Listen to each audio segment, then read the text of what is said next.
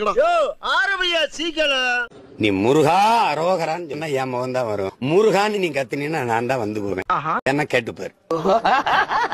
எங்க பாருங்க. அதான் போய் கேட்டு வந்து சீக்கிரம் சட்டு முட்டு வாங்க. இங்கே வெயிட் பண்றேன். 3 வேளை சோறு, போடுறதுக்கு ட்ரெஸ், நேரத்துக்கு தூக்கம். அந்த திமிர்ல கேக்குதா பொம்பளை ஷோக்கு? யாரு முதல்ல அந்த பொம்பளை யாரு? என்னமோ வயசுக்கு வந்தோன்னா குச்சில இருந்த பொண்ணு தூக்கிட்டு போய் அப்படி சோளக்காட்டுல வச்சு குண்டு கட்ட அர்ப்பணிச்சு விட்ட மாதிரி கதறிட்டு இருக்கு எல்லாரும்.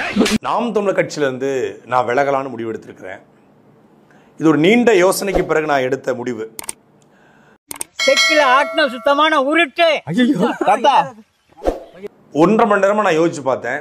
நான் யோசிச்சு பார்த்ததுல வேணாம், இதுக்கு மேல நம்ம வந்து நாம் தமிழர் கட்சியில பயணிக்க வேணாம் அப்படிங்கிற முடிவு எடுத்துக்கிறேன். என்ன டூபா ஒரு வெள்ளம் காட்டுறீங்க நீங்க?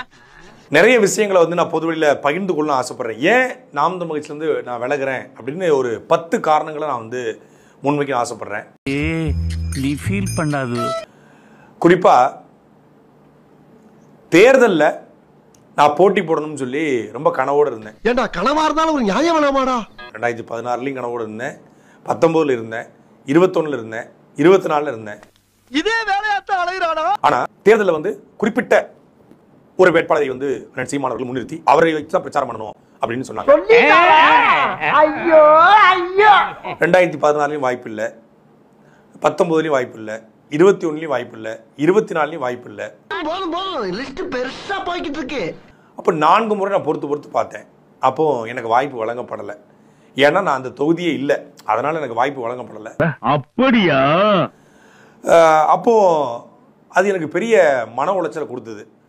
இதுக்கு மேல நம்ம இங்க இருக்கக்கூடாதுன்னு முடிவெடுத்தாலும் கூட உனக்கு இங்க என்ன வேலை, உனக்கு இங்க என்ன வேலை, இதை விட எனக்கு அது கூட எனக்கு பெரிய விஷயமா தெரியல தேர்தலில் நிப்பாட்டுறது கூட. ஆனா ரொம்ப எனக்கு மன உளைச்சல் தந்தது என்னது அப்படின்னா, எனக்கு என்னடா தெரியும், கேளுடா.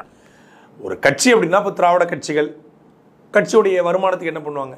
பிச்சை எடுக்கலாம். கனிம வள பண்றாங்க இல்லையா, கொஞ்சம் அந்த ஆத்து மணல் கனிம வளம் விட்டுறவங்க. இந்த இம்சியை தாங்க முடியலையே ஆண்டவா. மணல் கோட்டை காசு வாங்கக்கூடாது, கனிம வள கோட்டை காசு வாங்கக்கூடாது, ஒரு பார்ல போய் காசு வாங்கக்கூடாது, ஒரு கான்ட்ராக்டர் காசு வாங்கக்கூடாது. சரி இப்ப என்னடா பண்ண சொல்ற? எந்த காசும் வாங்கக்கூடாது அப்படின்னு சொல்லி சொல்றதுங்கிறது, அப்படி ஒருவேளை தெரியாம வாங்கினா விளையாட்டா என்ன பலி கொடுக்க பார்த்தேடா. உடனடியா கட்சியை விட்டு ஒரு நீக்கிறதுங்கிறது அதை எப்படி எடுத்துக்கிறது எனக்கு தெரியல. பெரிய மன உளைச்சலே கொடுத்துருச்சு. தலைவரே, இதை நான் வன்மையா கண்டிக்கிறேன். கண்டிச்சுக்க. இப்ப யாரையா உன்ன கேட்டா? சின்ன சேனலுக்கு எதா இருந்தாலும் அது கொஞ்சம் ஆதரவு கொடுங்க. உங்க பொண்ணான கையை கொண்டு அந்த பெல்ல தட்டிடுங்க. அவங்களுக்கு சப்ஸ்கிரைபர் 5-10 ஏறுனா அவங்க மனசு சந்தோஷப்படும். அவங்க வீடியோவும் பாருங்க.